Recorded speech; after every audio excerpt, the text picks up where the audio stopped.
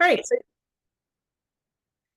tonight's speaker is Jessie Peters, and she is an ecologist, a writer, and the founder of Jessecology.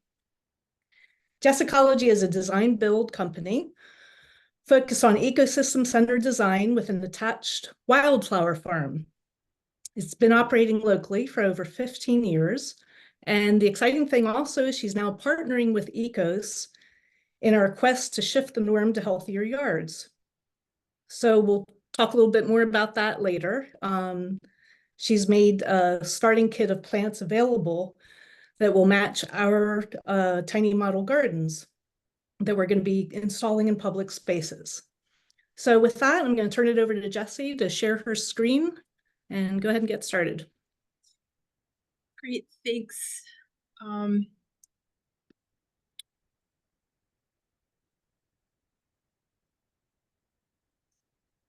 just a sec.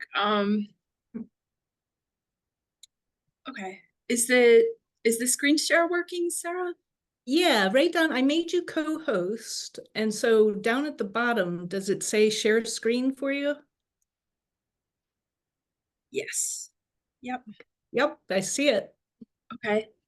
Well, hi everybody. As Sarah so warmly introduced me, I feel like there's not much more to say. Yeah, I started a company, I guess.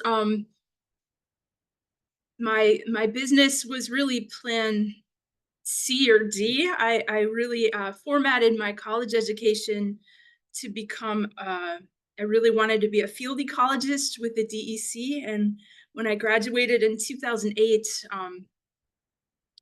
the recession was on and they just were like, well, you're qualified, but, we'll put you on a roster and maybe you'll get a call back at some point. So I had to rethink my, career launching into the adult world in my late 20s. So I had already been doing landscaping for a while at that point, just mostly fixing other landscapers' mistakes. And with a background in ecology, I just forged ahead, and we were in solopreneur land for about 10 years. And then in 2015, we started, having a team and building something together. At this point, my husband's full-time with a business, and yeah, it's pretty much year-round, steady, just high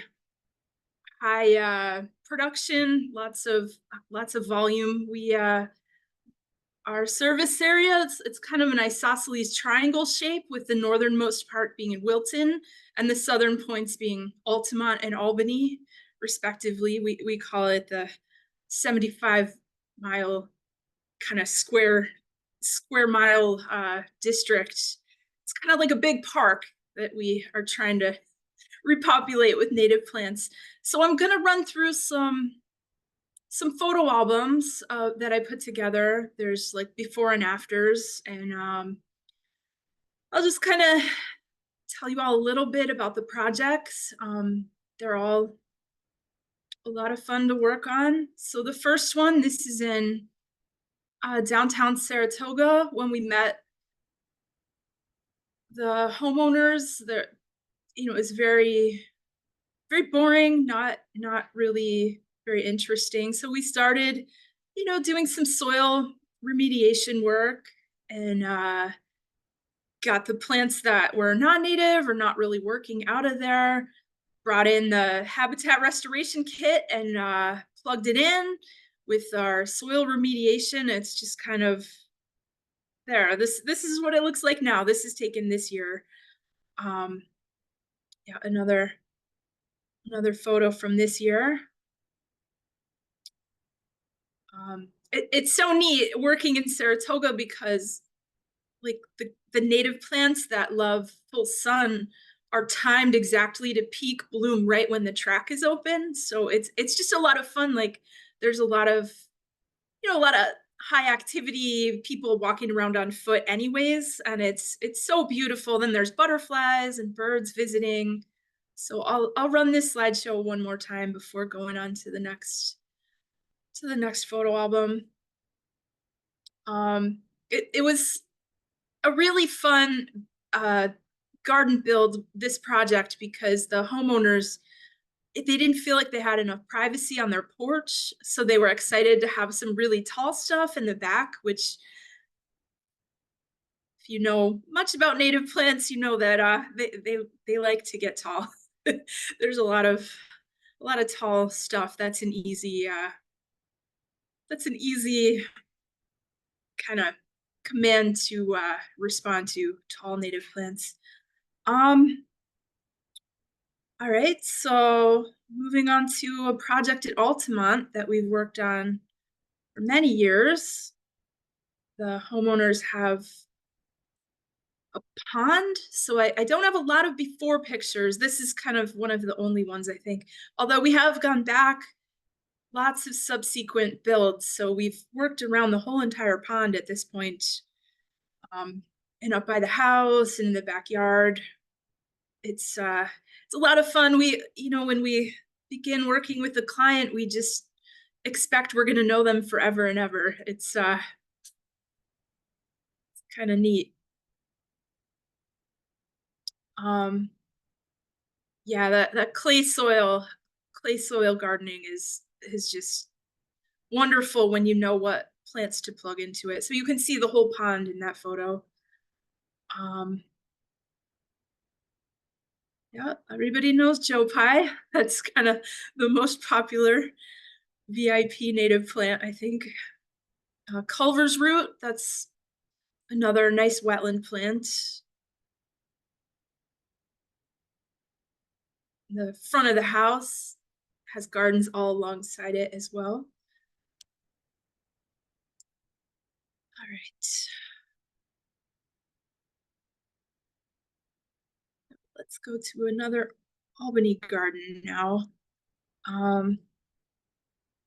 So there is at least one before photo, but I think it's a little later in the album this time. These are some of the after shots. I believe this is actually just the first year. This is near College of St. Rose. Good to photojournalize all we went through the past few years. It's been quite a ride. Yeah, this is only year one, believe it or not. Now we might be getting into some photos that are year 2 or 3, but that the soils in different areas are just, it's just so wild how much nutrition and just vitality of life there is in a lot of our neighborhoods that you wouldn't know it driving down them, but get some native plants in the ground. And so this is another customer that we came back and did just a lot more work. She doesn't have very much lawn left at all at this point. It's a neat, cute little, not even a 1/4 acre lot, but she doesn't have to mow very much at this point. On the seed harvesting, it's good to direct. Okay, here at the very end, I think is the before picture. It's good to direct the another before picture in the planning phases. Direct the seed dispersal. If you know that some plants are very heavy seeders, you can keep the integrity of your garden design by culling your seed population in the fall. It's good to leave them up for sure for the birds, but there's some species that if you don't take some of the seeds away, your garden will quickly be dominated by that species. Well, here's the beginning. Not much to look at. Then we did our the garden build, the soil remediation phase, planting. More planting. They wanted a little path through their garden, so we left some space for that.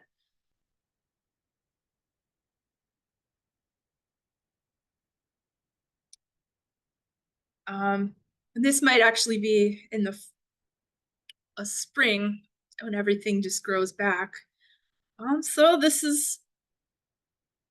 I think this is only year 2, maybe year 1 even. It filled in pretty quickly. Again, another very rich Albany soil neighborhood. It must have been farmland. It must have been dairy cows at some point. I don't know. It'd be interesting to learn more about the natural history of different neighborhoods.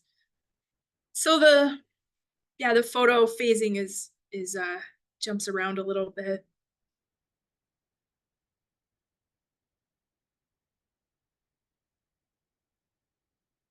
And back to the beginning there.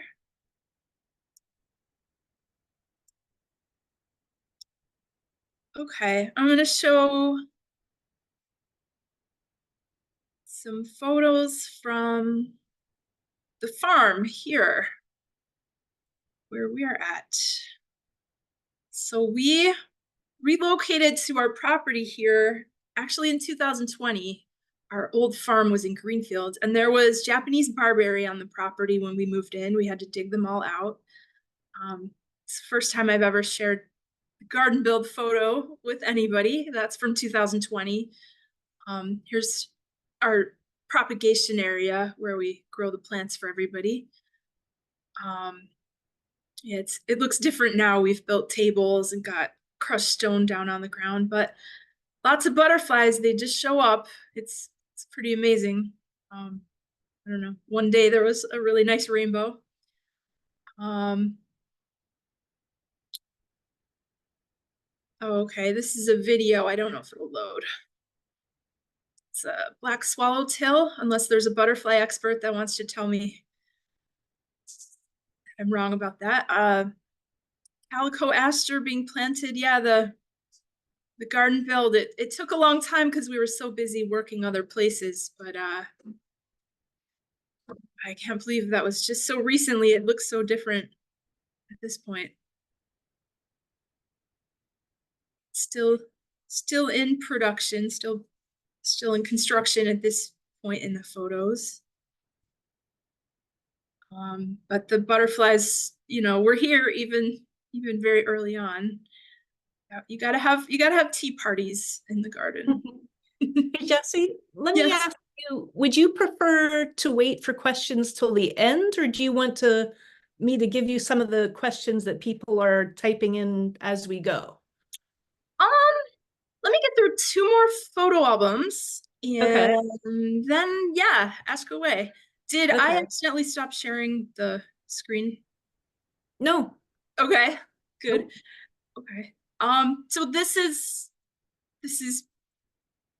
what the garden generally looks like now. This might be 1 summer ago or 2 summers ago, but it's full and lush, and we have sandy soil here in Ballston Spa, so it's a testament to you just got to make the right choices of the plants that you plant, and they will thrive in any soil. There's several photos here of the Monarda punctata. That's a type of bee balm that loves to grow in sand. I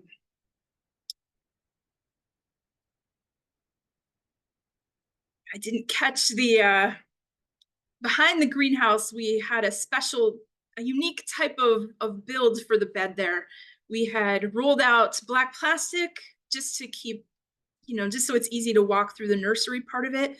And in October that year, I noticed that the sun had solarized the entire area. The lawn underneath was completely dead, and it was just kind of loose soil ready to plant. It was really just a few months of having the sun beat down on it. So we, pulled back the landscape fabric from the edge. Maybe I'll just actually go to those photos so I can talk about it in detail.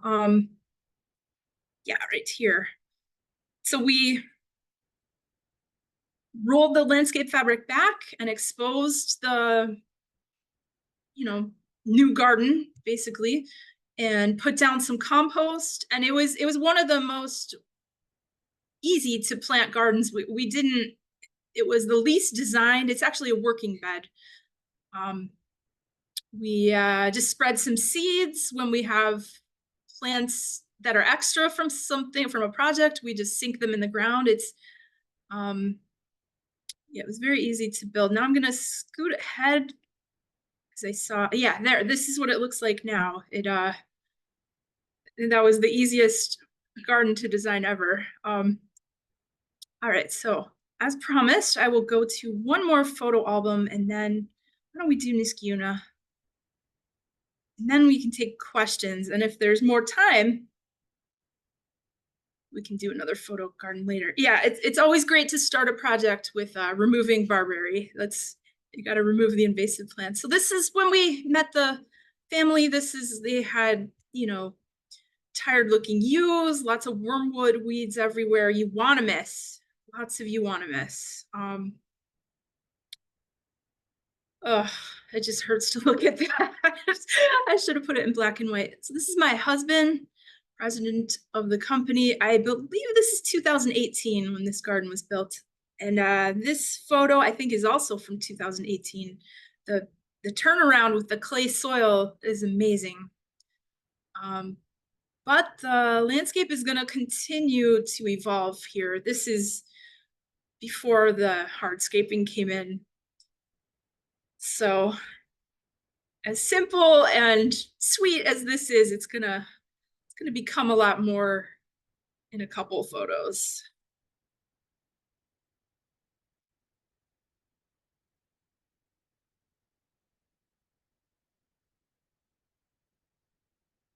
It's neat over the years to see a certain garden evolve as, the weather changes. One specific plant prefers the way the weather's behaving in a year. It's like playing chess with creatures that are alive and have it's pretty wild. Yeah, you can learn nature's preferences and just try to cooperate with them, but there is like kind of an end mile where like the garden does have like its own expression. It does kind of do its own thing at the end.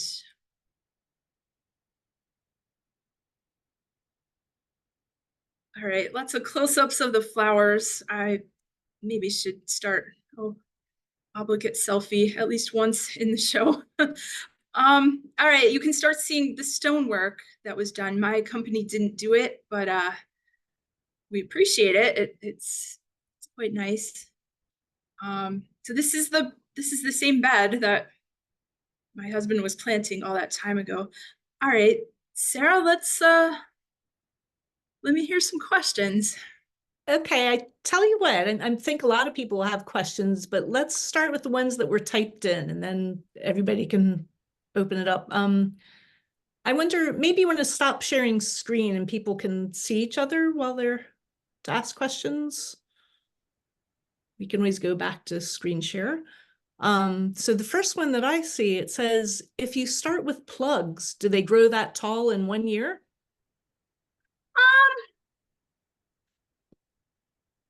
I would say if you start with plugs, by the following year,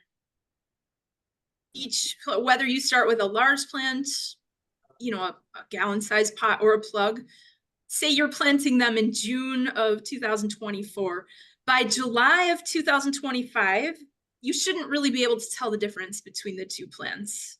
There is an immediate gratification kind of difference, and that's big in America. People like a garden to pop right away. For that, it really does help to start with a bigger size plant. Okay, and Don and Lois said, do you have some examples with shady yards? Oh, yes. In fact, the one that I had not shared yet. With that testimony about cats, it's the kind of thing that, quite frankly, if I'm a judge, after I've see. Somebody's unmuted. Let me find who that is there. Mute. I think I got it. Okay. So this garden gets a little bit of sun, but it is surrounded 100% by trees. a little bit of sun in the morning. But yeah, we chose all plants that were shade tolerant for this one. Um, yeah, And I know it's you gave me a good sample for our model garden of 6 good species, but could you tell us a little about some of those species for the shady areas? sure. Um, let's see, it's neat. Some plants can grow in either. Like I'd say blue lobelia is something that is happy in full sun, and yet it'll make the switch into at least part shade. I've seen it grow in some pretty heavy shade situations. Um, so there's a lot of plants like that that are also happy in sun. I mean, there's, columbine loves sun, but you put it in the shade and it's also happy. Um, so if that's the situation, if you are blessed enough to have a sunny garden and you learn about what the plants are that also go to shade, what you can do is start collecting your seeds from the, blue lobelia, columbine type plants that also grow in shade. And if you spread them in your shady areas, they're going to naturally select the plants that do the best in germination and thriving are going to be plants that want to grow there. So it's kind of neat. Let's see, there's other, there's true woodland plants that don't want to grow in the sun at all. So you've got your Tiarella cordifolia, or how do you say in English? Foam flower. That may be what these are up here. That's also like corabels are very similar to coneflower or to foam flower. Yeah, there's a lot of great options. I've recent years we've been using a lot of bellflower, campanula. That's a great, but that's another one that can also take some sun. So Okay. Nancy was asking, do you cut back the plants in the fall, trim, separate? How do you? we recommend that you wait until spring to do the cleanup work. That's for a lot of reasons. That's better for the environment. Let's see, number one, the birds in the winter will use the seed heads, and some nesting material can be gathered from there if you wait long enough into the spring. Fireflies, I'm old enough that when I was a kid, we had a lot of fireflies, and I've seen through my life as it became more popular practice to go to Home Depot and get a bunch of bags and put your leaves on the side of the road. All of a sudden, the firefly population just plummeted. That's because, fireflies, to complete their life cycle, they need areas that are completely undisturbed where no one's doing anything. If you can do that in your garden, you'll have a lot more neat kind of keystone insects like fireflies. And there's a few other reasons not to cut stuff down in the fall. I mean, it's just more interesting to look at. If you look out your window and your plants are the skeletons, that it's really beautiful, aesthetically pleasing compared to just wasteland. So Ruth and Pierre asked, where do you get your compost? And wait a minute, your compost and your soil. Sure. So we make a lot of it. We have a little compost factory here, and we encourage, every homeowner to do that. It's a nice way to reduce your carbon footprint, to, be composting at home. There's a lot of different types of composting. Some people are picky about whether or not they're meat scraps and bones from food go in it. Some people are vegetarians anyways. You have a lot of agency in how you want to compost. You can research it and decide what works for you. That's a really good way for our production cycle. There's about 5 different companies that we work with. Most of them aren't, they only want to, it's industry only. But yeah, there's a lot of good compost out there right now. It's an exciting time for gardeners. Okay, let's go ahead and if you stop the screen share so we can see people's faces, I'm pretty sure we're going to have a lot of questions, and it's kind of nice to everybody look and talk about it.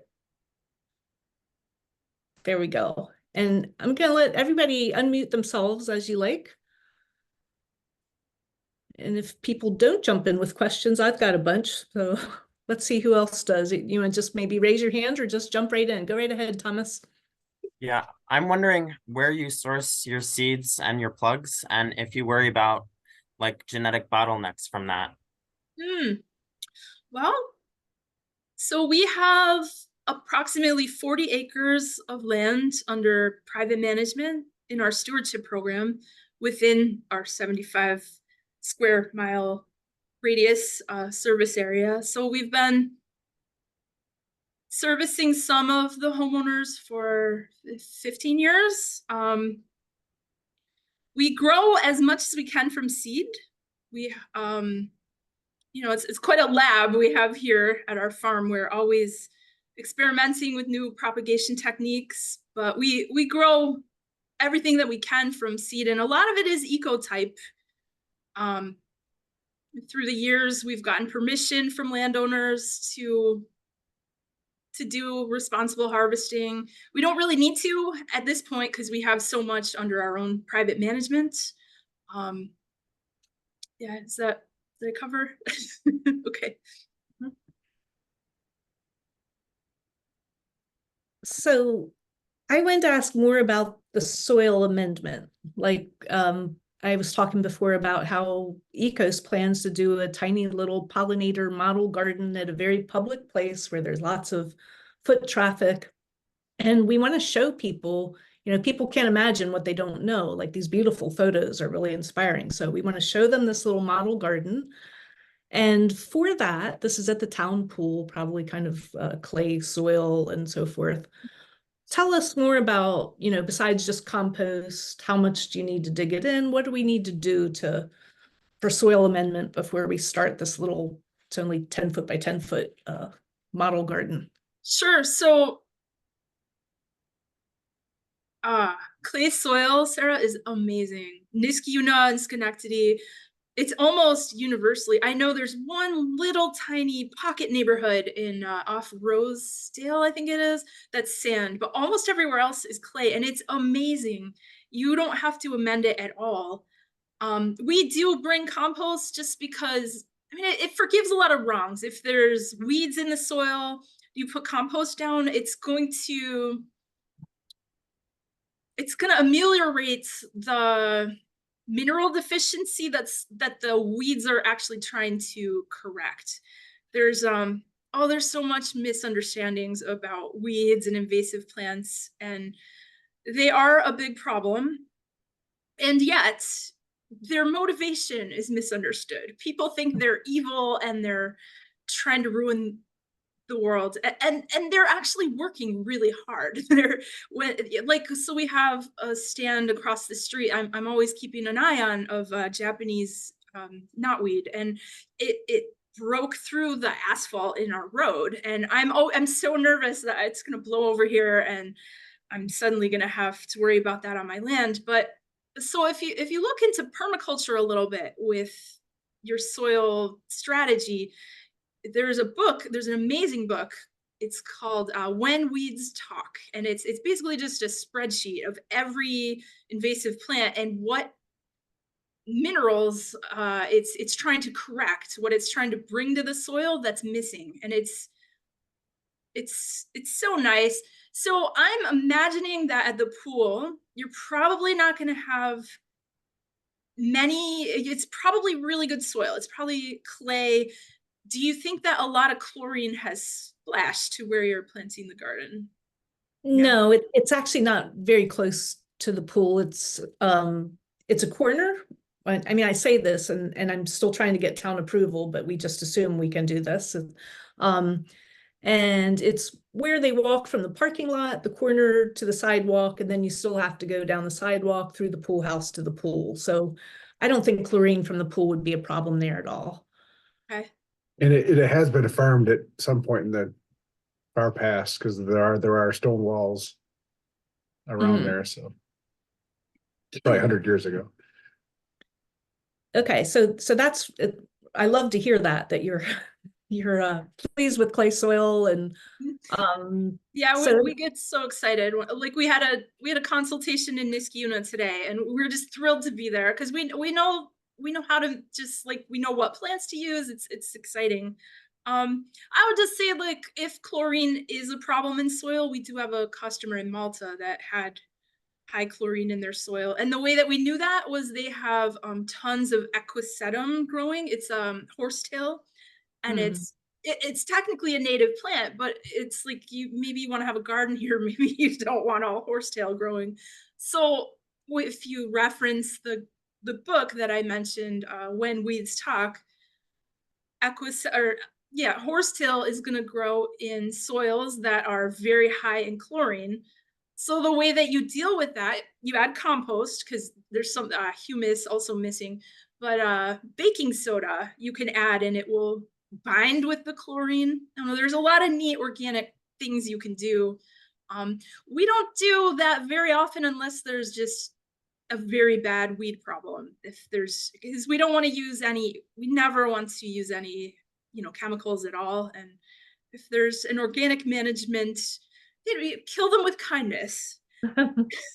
There's now we haven't done this, but you can make targeted compost teas actually using the entire plant of an invasive plant that's in a particular soil. You can seep the root and the aerial parts, and also add some of the minerals that you find out are missing. Like if it's Japanese knotweed, let's say, it's probably calcium deficient, probably humus is missing from the soil, probably needs some phosphate. So you put that stuff in your tea and then saturate the soil, and it's not like using glyphosate. It's not gonna kill it right away, but you're probably gonna, like, the plant won't feel as motivated. You're stealing its incentive. It doesn't have to work as hard. Forgive me if I'm giving too much personification to the plants, but they really are working. They're really trying to pull minerals from the atmosphere to fix them in the soils. It's not, they're not negatively motivated. It's just kind of accidentally they showed up here and they're like, well, I was working at home, I'll work here. I like that concept. There's nothing nefarious going on. So Yes, kill them with kindness. so I think Nathan he has something in the chat, I believe. I can't quite read the whole thing. Wait a minute. Can somebody else read the chat? I lost my chat screen, but I saw got it. something. Yeah, I could just unmute myself. Yeah, So there you we go. have it's called field horsetail. It's in our flower beds and particularly the mulch that we probably got bad mulch. Is there a way to get rid of that? Because we pick it every year and it just keeps on coming back because it spreads through the roots. That's a really good question. Yeah, that's the same same specimen that I was referring to. They have extraordinarily deep tap roots that run like spaghetti. So if you're just kind of picking it, okay, in a minute, I'm gonna go grab the manual that I was referencing from. So I'm gonna tell you exactly what the minerals you need to supplement. But I'll tell you right now, if you want to kill them with kindness, it's gonna take you 2 or 3 years. You're probably gonna have to bring in a couple of yards of compost at least twice, maybe 3 times. And there's a couple other amendments that you want to add. And it's like you're gonna weed, you're gonna get everything out of there, and then add the compost, and then be patient. And you'll see it in it's baking soda too. It's gonna grow back, but not as vigorously. And then you'll repeat the cycle. And then, well, of course, I don't know if you have it as badly as the house that we've been doing the soil remediation for, but that's been our cycle. And this past summer, it was not nearly as bad as when we met the people in 2019. So it's just you can kind of fast forward an aggressive plant's, you know, invasion. It's yeah, let me go get the manual so I can tell you exactly what you need to supplement. I know right where it is. Give me a sec. Okay. So I'll toss out another question while she's gone, is about edging. I know there's all kinds of things you can use to edge, and we want these maintenance people not to mow Right. over our garden. Okay, the go book. ahead, Jesse. We'll get back to that. Here's the book. I'm gonna look up what the okay, field horsetail. Okay, a garden that is having an invasion of field horsetail is very low in calcium, very low in phosphate, but has normal potassium, normal magnesium, normal manganese, normal iron, normal sulfur. It's high in chlorine, so that's where you want to supplement baking soda, and low in humus, so that's where you want to add your compost. So it's a totally new way of thinking of weed invasions. I heard you say, Nathan, that you were thinking maybe the seeds came in with some mulch. That might have happened, but seeds are everywhere. For a plant to come and root in and just dominate, this is a new way of looking at land, really. Just soil quality and how to, how to lovingly, take good care of what we have. So I see Kathy Morse had a question. She wrote, are there problems with the Asian jumping worms with natives? Oh, interesting. I've heard some folks talk about this. I haven't seen that. I haven't seen it in any of our properties. Yeah, I was actually just wondering the other day what was going on in New York State with that. We met a woman a couple years ago who wanted to work with us, but she was nervous because she said she had the Asian jumping worms. We went and visited her. We didn't see any while we were there. So yeah, I don't really know what the status of that is. I hope they go away. Does anybody else know anything about the jumping worms? I really don't. There are some counties in Western New York that I'm familiar that have been invaded with Asian jumping worms. And they don't know of any biological solutions yet for dealing with them, but they're working on it.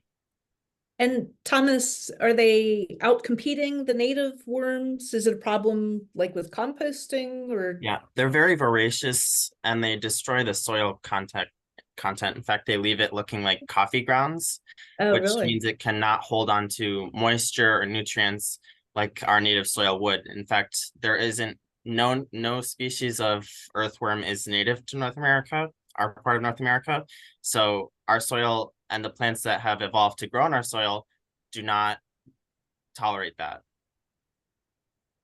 I had no idea. There were no earthworms native to North America. Wow.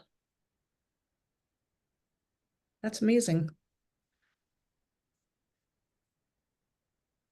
All right, so while other people are getting their questions together, one of them is, Jesse, I assume in your line of work, people usually come to you. They're already in the choir and they want native gardens and they want to use native plants and they understand the benefits. What ECOS is trying to address is all the people that have never even heard of the concept. And what kinds of ideas do you have for educating people, getting them on board with us? That's a really good question, Sarah. I would say to you that I have made my way in this industry as a pioneer by networking with people outside my industry. So I was a woman starting a landscaping company in 2005, basically, and I couldn't find friends to help me that were other, macho male, mostly landscape owners. So I made my way as an entrepreneur with making friends with chiropractors and restaurant owners and, you know, massage therapy studio. Like, I would say, given the past 15 years of doing that, you know, just like be warm, be friendly, be fun to talk to, and people are going to want to talk to you about like whatever you're doing. They just be welcoming and be, you know, a fun light in the dark world. And I've had so many people that we've met and they've become clients, not because they knew about native plants or cared about it, but they were just like, I want to do business with you. Like your whole team. I like you. I like what you're doing. So yeah, sell me on this butterfly garden. You know, it doesn't sound bad. Let's do it. And I would say that, yeah, just work on, forgive me if it sounds trite, but just, you know, work on your heart, work on being the best human that you can. And people will be attracted to what you're doing. Just, it's, yeah, is that the law of attraction? I don't know. It reminds me of I used to work in the South in North Carolina, and they used to say you win more flies with honey than with vinegar. And I think that, yeah, that those are very good points. I think that in our sphere, there can be a lot of shrillness, there can be a lot of preachiness, and we get enough of that elsewhere. You know, we have enough people that want to be controlling and yeah, if you're just like the most fun person to be around, then people are going to want to do what you're doing. It's just natural. I don't know, it's you know, we don't do a lot of advertising. Our marketing is mostly just mostly just mouth to mouth. And I mean, I do a lot with our website, but beyond that, it's just it's really, yeah, just being the change you want to see in the world, I guess. That sounds good. So Kathy, do you want to ask your own question, or I can read it? Kathy says, have you worked with Saratoga Cornell Master Gardeners in encouraging native plantings? I don't actually know anyone there. It's funny because their office is pretty close to my house, but yeah, you know, we moved here in 2020 and COVID kind of made everything different. Yeah, I don't have any contacts there, honestly. So if there's not another question right now, let's talk a little about this cooperative thing that we're doing, where we're trying to, like, when I ride through a lot of the housing developments around here in the spring, the smell of chemicals, and you know, it's a very social thing. Like when one person gets Chemlon to do their lawn, then the neighbor feels the peer pressure to keep up with the Jones, and you know, it's house after house like that. So we are hoping to just get a few people, even if we can just start with 10 people, we'd consider that a success, to start putting in these tiny little pollinator gardens and raising awareness. And you have offered really nicely to match our model and our planting plan. And I made a QR code that goes from our planting plan right to your site, and you'll get people these starter kits so they can do it. And, you know, hopefully the more people that do it, the more awareness there will be. So one of the things is Mother's Day is coming up, and our little Healthy Yards group was talking about this, that I know people that for Mother's Day in Niskuna that spend a couple $100s on getting their begonias and their other annuals that they plant each year. And we're hoping to try and reach a couple of those people and switch it over to getting a perennial pollinator. So if they don't, I know you had mentioned having this starter kit available like through Mother's Day, but what happens after that? Can they still get these 6 species we're talking about, like in Oh June? yeah. Yeah, July? the push before Mother's Day is just that they're on sale. Okay, Yeah, okay, so they'll still be available. yeah, they're 10% off any pre-orders that happen up until Mother's Day, and I believe the sale will last through the 24 hours of Mother's Day. It'll be reduced price for anybody that's an early adopter. But yeah, you're so right. It's on so many levels. It's more, it's a much better investment in the future of our land to plant native perennials. If you're planting begonias or other annuals, but not only is it, you might as well just put a plastic statue out for pollinators and nothing for caterpillars, and additionally it's not good for soil to have the roots be up. It's much healthier to just have one perennial that's going to send roots down. One of the beautiful things about native plants is almost every native, the roots run 5 or 6 times into the ground of what the height is. So if you're looking at like a Joe Pye that's 6 or 7 feet tall, you can visualize almost 30 or 50 feet of roots going down if it's well established, and that's much better erosion proof. Yeah, I mean there's certainly reasons to plant annuals. Most of our vegetable foods are growing as annuals. We have to, we have to eat, but why a begonia? It's just, why damage the soil like that? It's, and then there's runoff of the soil. There's a lot of environmental problems that people pay a lot of attention to, but soil loss is a huge problem that's just way overlooked. I think it's something like almost 800,000 tons of soil every year is just washed away in America. It's so tragic. It's yeah, plant natives for Mother's Day, please. So Nancy asks, what are your thoughts on No Mow May? It's going in the right direction. I think no lawn life is better. I think replacing your whole lawn in May is a better way to do it. I think it is a really nice, it's a catchy marketing.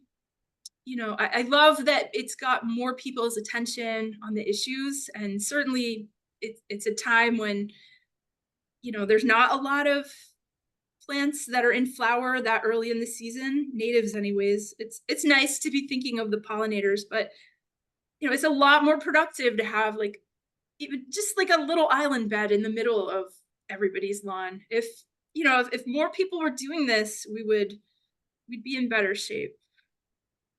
Yeah. So Ruth and Pierre said, how do we find out about the starter kit? I'm so excited for that question as we get going. Website, I'm sorry, I must have missed when you started the topic, they said.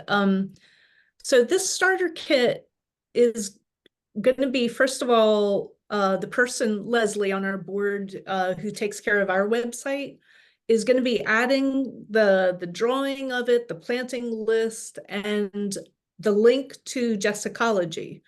And you can also go just directly to Jessecology, and she's got one starter kit for shade and one for sun. So it's a little bit simplistic, but that's okay. We're just trying to get beginners converted and starting. It was really fun to design it with you, Sarah. I had fun drawing and coloring.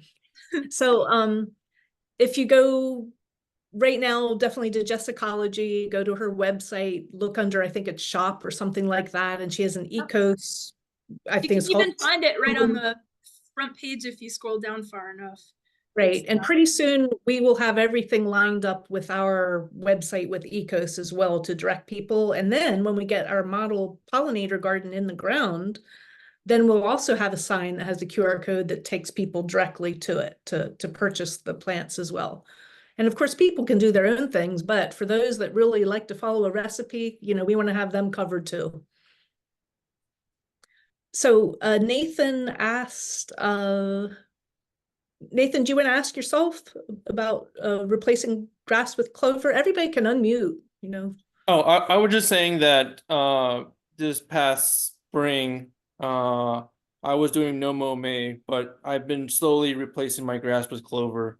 Nice. So I think that's better than green grass because you know it gives you flowers for the bees. Yeah, I mean, clover is a big deal in the agricultural world for its nitrogen fixing effect. It is, whether we're talking about white clover or red clover, both of them are native to Europe. I'm not mad at clover, you know, I see it and feel glad that it's there instead of a more noxious weed or something. So we developed a wildflower lawn mix that's mowable. Similar to clover, it's pretty evergreen. I think that's one reason people love clover so much, because it's, you know, any season that you look at it, it's not brown, it's always green. So we developed a mix just based on a decade of observation of going to people's lawns all over the capital region and seeing what wildflowers are naturally choosing to grow in people's lawns when they're organic. So there's yarrow, which, you know, has an amalgamation of being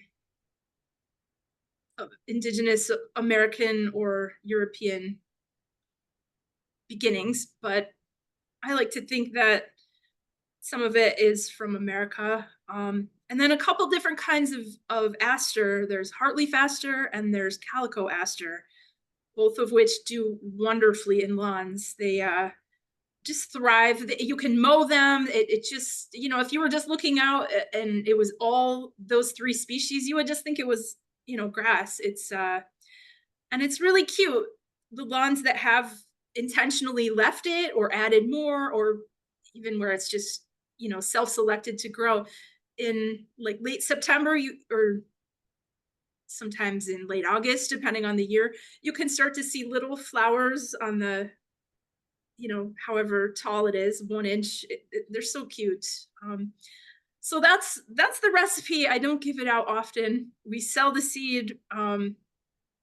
Yeah, yarrow, heartleaf aster, and calico aster. Those are the three wildflowers that do very well in lawns in the capital region. And that mix works no matter what kind of soil it is too. And in sun or shade, all three will do fine.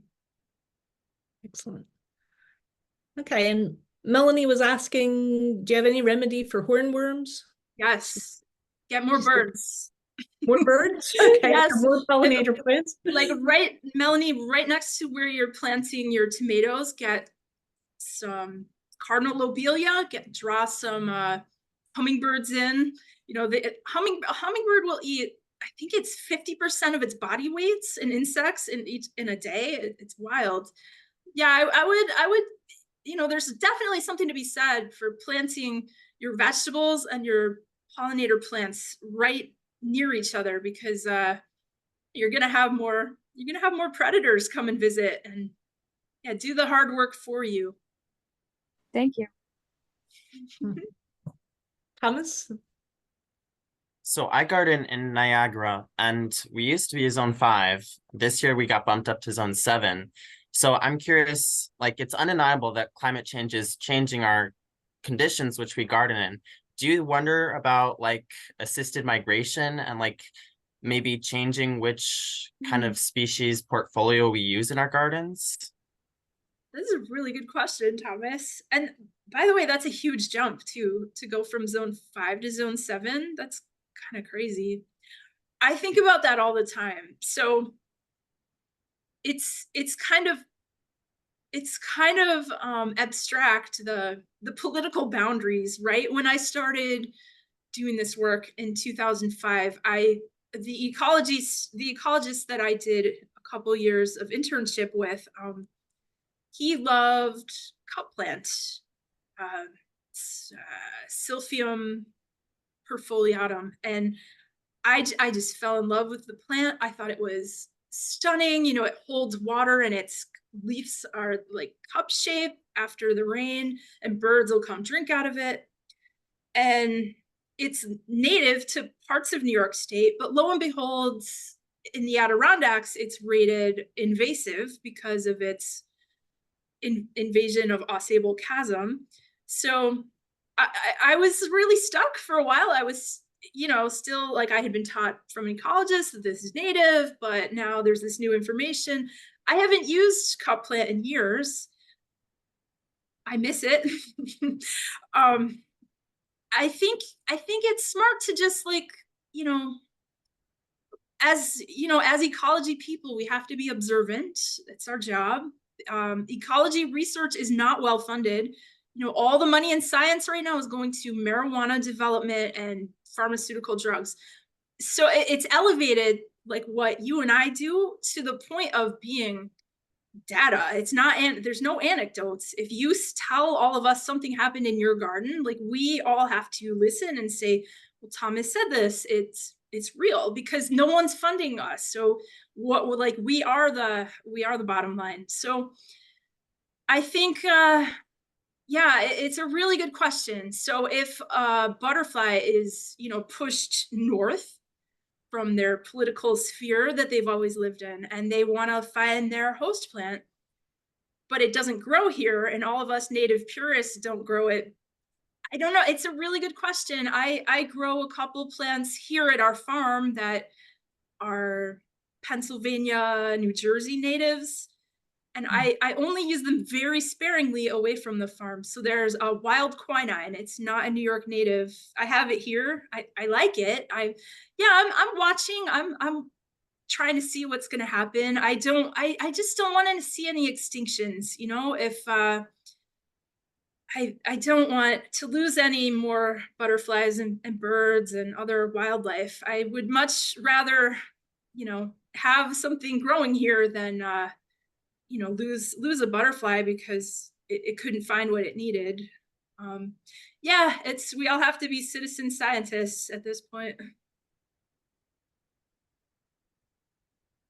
All right, well, any other questions? Yeah, so I see that starter kit on your website. So if we buy that, how does that work? Well, if you buy it right now, it'd be considered a pre-order. Okay. And we'll get you on the list, and as soon as it's ready, we'll alert you. Now, those of you that live in Niskayuna adjacent area, we may be able to deliver to you. We're in Niskayuna a lot. Sometimes we're there 3 days a week.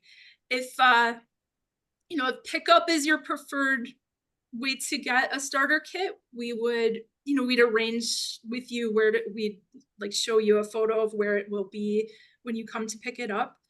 So yeah, delivery to Niskayuna and its nearby environs, or come pick it up. So what sort of time frame you think? You said around Mother's Day? Was that the? They'll definitely be ready by Mother's Day. Okay. Possibly before then, but yeah, late April they may be ready. Okay. Yeah, thank you. And I wonder, maybe on your site or on our site, we could put a little banner like with when, you know, we'll let people know when they are ready for pickup or something. Oh, that's a good idea. Let's keep in touch about it, Sarah. Yeah. Jillian has a table event down at the Green Market this Sunday, so we'll be taking that one of those drawings down with the QR code. So hopefully we'll be starting to reach a few people, get some samples put in, and show people what it can look like.